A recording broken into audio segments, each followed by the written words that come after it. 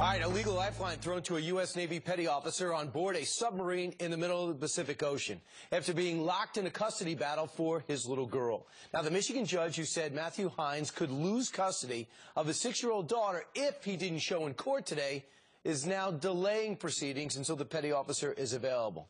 Congressman Mike Turner has been fighting for national laws to make sure military deployment isn't a factor in child custody cases, and this has helped him get that point across. At least this judge wised up and realized what's going on, right, Congressman? Absolutely. We're very glad that she followed the law. Previously she had said she'd go forward even without Matthew Hines being present, which would have been a violation of the Service Members Civil Relief Act.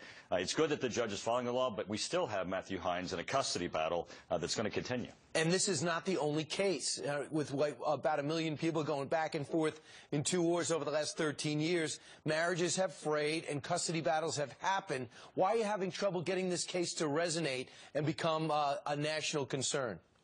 The House has passed 5 times a bill that I have put forward that would make a national standard that would protect service members from courts using their either past or future deployment against them. Unbelievably, family law courts across the country have used deployment time to take custody away from service members. It's just not right. They're serving our country. We should honor their service, and we should also make certain that this is not a stress factor for our service members where they worry about losing their children. And here's what the ruling says. The custody stage statement is this: this court would not cause Mr. Hines or any other person in military service to suffer prejudice as a result of their military duty while away in service to our nation. So do you think this will help you get it through the Senate?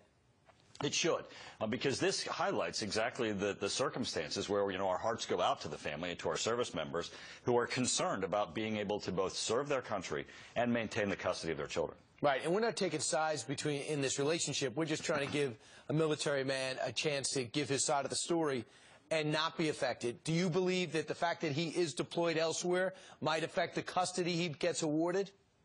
Absolutely, and that's exactly what you just said is our concern. We don't want to put ourselves in the position of the judge or in determination of custody, but we do believe that service members' time away and while they're deployed should not be used against them. It shouldn't be, circumstances of the judge saying, well, you've been gone, therefore, custody to the other parent.